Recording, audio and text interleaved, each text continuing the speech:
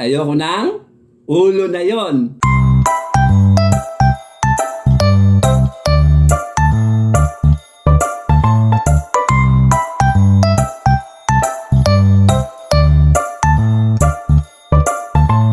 Hello mga friendship! Hindi umaga ngayon, kundi gabi. Mag-alas 7 na mga friendship. O, di ba? Ngayon ko lang ginawa to, gabi naman.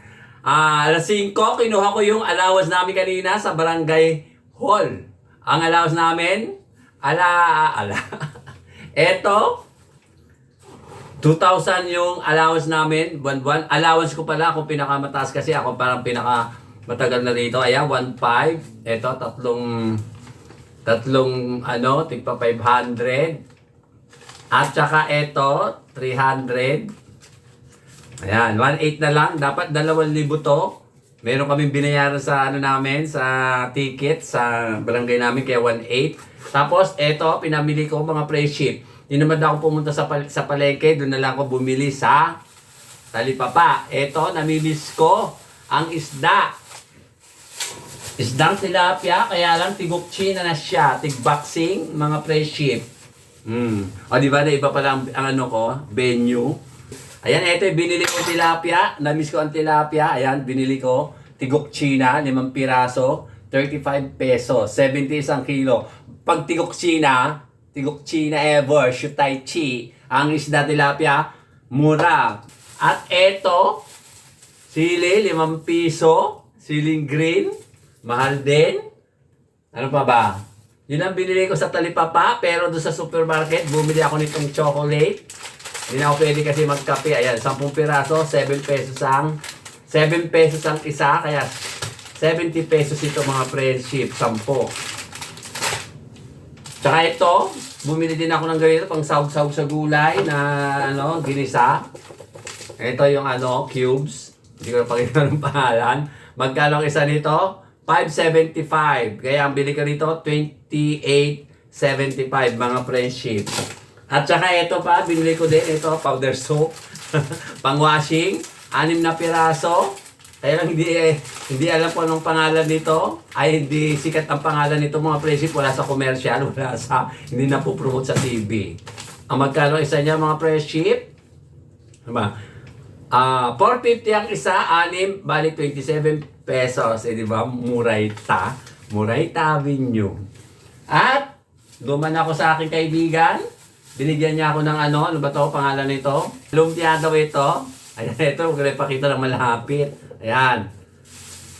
Bigay lang ng aking friendship na nagtatrabaho sa simbahan. Bago lang siya doon, mga friendship. Tsaka ito, binigay pa niya mga saging. Kung noon binigay niya ubod ng laki, noon. Ito naman, hindi naman siya ubod ng liit, katamtamanan. Lakatan. O, diba? Paborito ko tong saging. O, diba? Katamtaman ang laki. Katamtaman lang ang haba. Ito, juluktot. O. Mukhang rejectable. Ito, tuwid. Ito, juluktot. Ito, masarap tuwid. O, diba? Mga friendship, manamis-namis siya. At ito pa pala yung kanina, binili ko kaninang luya. 5 pesos, mahal. 150 isang kilo. At eto pa pala, pahabol, etong orange na bigay din ng aking friendship kanina kasama itong mga to. At habang papasok ako ng bahay, doon sa gate, binigyan ako ng kapitbahay namin. Diyan, eto, anonas daw itong mga friendship. Kung pamilyar sa inyo, anonas. Sabi ko, alam ko itong anonas to, kaya lang hindi ko pa siya natitikman. Sandali lang. At kukuha ako ng kutsilot, makita ang loob ng anonas na itir. Sandali ha, wait lang. Bibiyakin ko ang anonas. Tingnan natin kung anong itsura ng loob. Sabi ko, first time ko lang makakain ng ganitong prutas dito. Diba? Tingnan natin ang loob. Ay, parang atis siya mga friendship. May buto.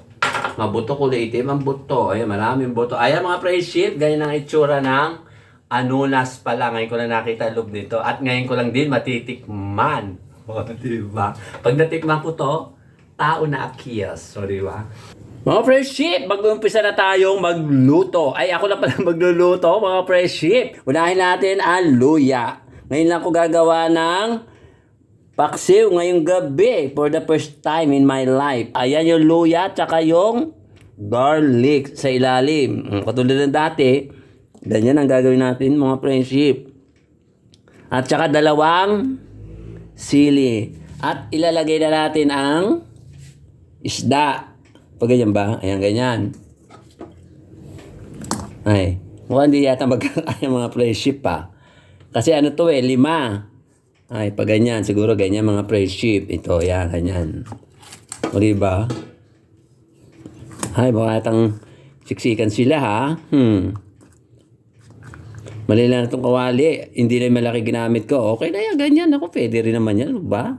Ako lang naman mag-isa yan. Ngayon lang ako magluluto ng paksiw na tilapia na walang halong gulay. Kasi mahal ang gulay sa talipapa mga friendship. Yan, simple lang gagawin ko mga friendship. At iibabawan uli ang luya.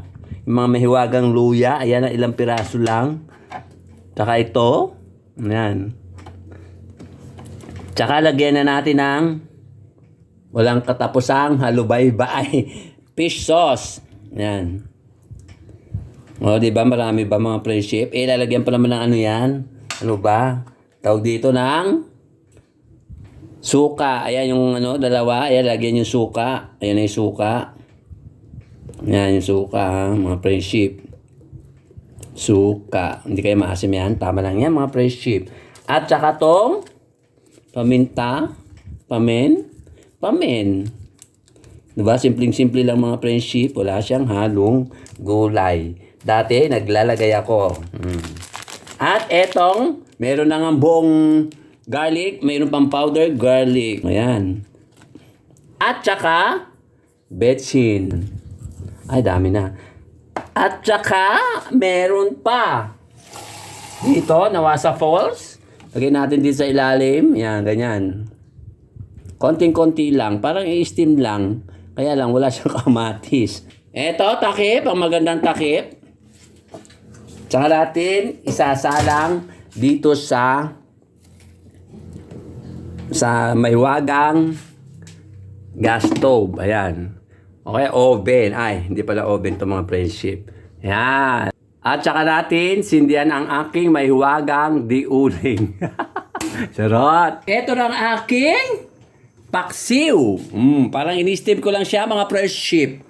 Konti lang sabaw niya at konti lang yung apoy para hindi siya masunog. Para hindi siya matusta. Kasi hindi ko nababaliktad niya mga friendship. Diba? Ganyan ang pagkakaluto. Simpleng-simple lang siya mga friendship. At maya-maya luto na yan.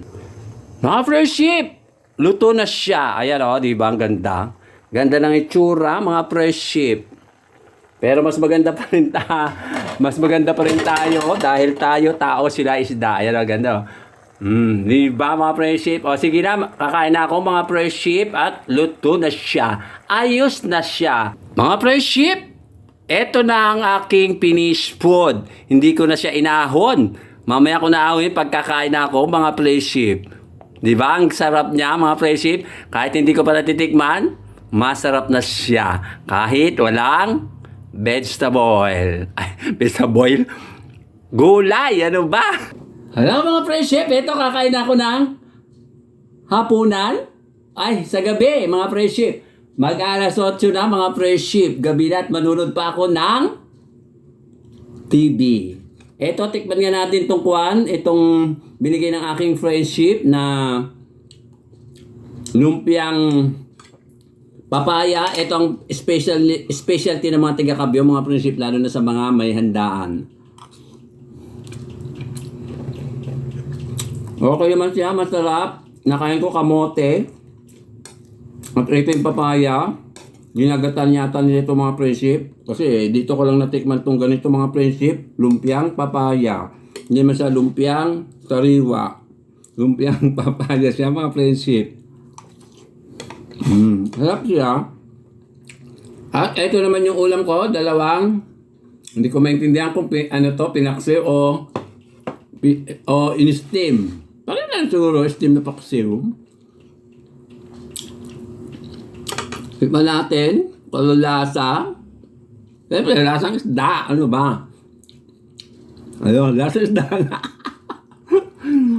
Lasang tilapia. Tama lang ang pagkakatimpla, hindi siya maalat, hindi siya matabang. Ako lang ang matabang, mga friendship. Hindi matabang siya ng konti. Kung ako nasawsawan ko mga friendship ha, dali lang. Medyo matabang kasi wala akong nilagay na maraming suka. Dali lang ha mga friendship. Huwag kayo mainip ha, huwag kayo alis. Huwag kayo alis mga friendship. Hindi pa ako tas kumain. Ayan, eto na. Eto na ang aking sauce, sausawan.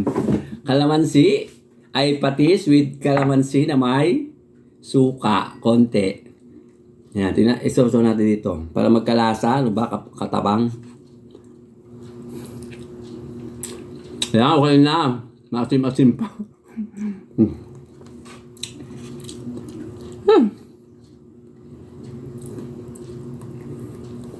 Ano ba, harap, oh? Siyempre, timpla ko, ano ba?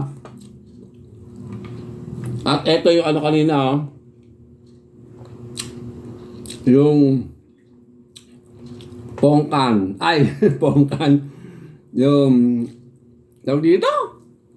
Parang atis. Ang daming anonas. Ayan o. Para siyang atis. Ang daming buto. Mga prinsip. Mga kumali.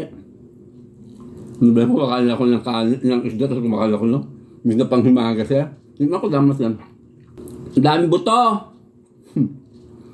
Parang atis nga.